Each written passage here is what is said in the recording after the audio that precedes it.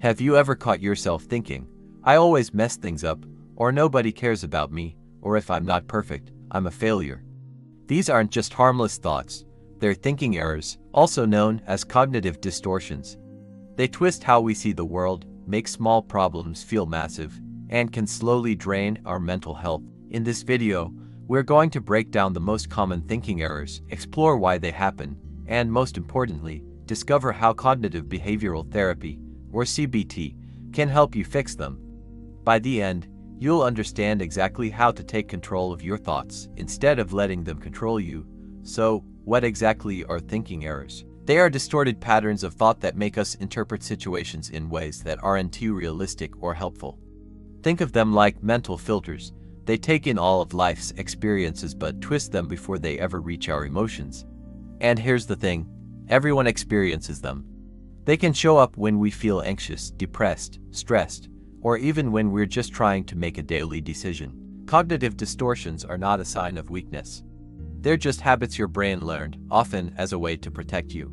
But sometimes, those old habits end up hurting you instead of helping you. Let's explore what these look like in real life. We're going to go through 10 of the most common thinking errors that psychologists see in CBT sessions.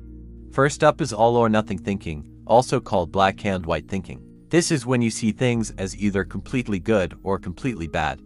For example, if I don't do this perfectly, I've failed.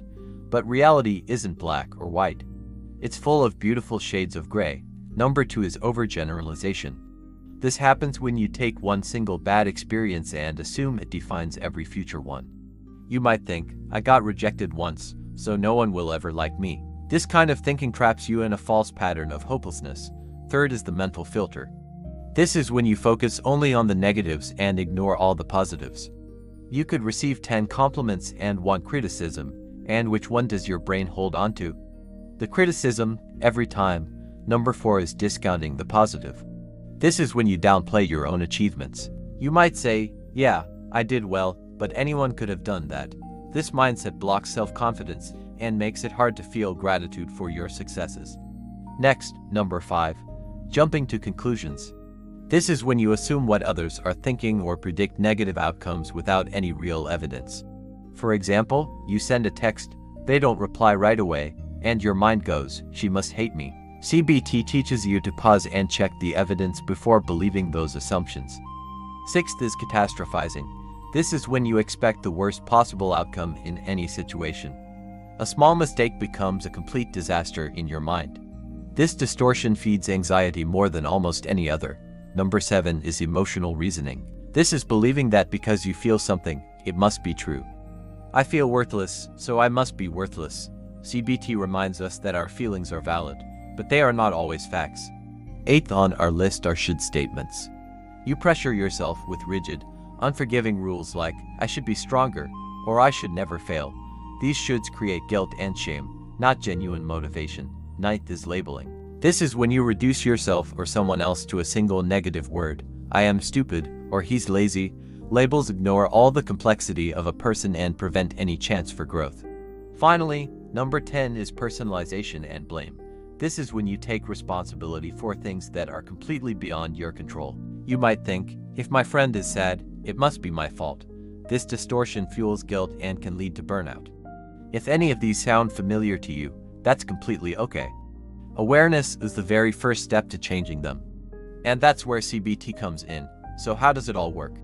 Cognitive behavioral therapy, or CBT, is one of the most evidence-based therapies in modern psychology.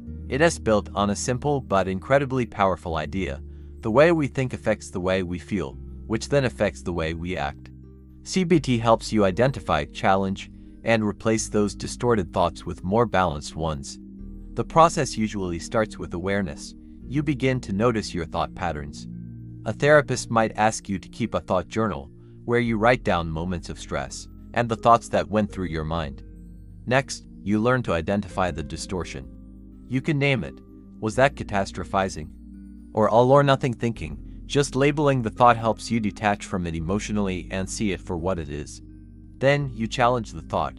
You ask yourself, is this thought based on facts or feelings?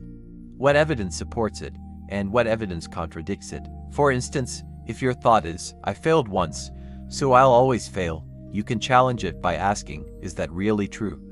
Can I remember a time I've succeeded before? The next step is to replace it with a balanced thought. Instead of, I'll never get this right, you could try something like, this is hard, but I'm learning. CBT doesn't force you into toxic positivity, it teaches realistic optimism. Finally, this leads to behavioral change.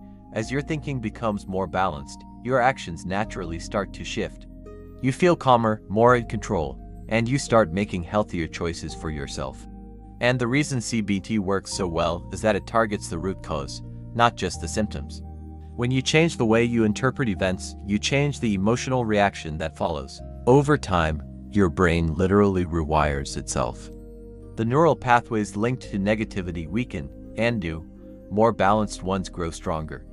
That's called neuroplasticity, and it's scientific proof that your brain can learn healthier ways to think. Thinking errors happen to everyone, but they don't have to define your reality. With awareness, self-reflection, and the tools from cognitive behavioral therapy, you can retrain your mind to think more clearly, calmly, and compassionately. Remember, you don't have to believe every thought you think. Sometimes, the most powerful healing begins the moment you start questioning them.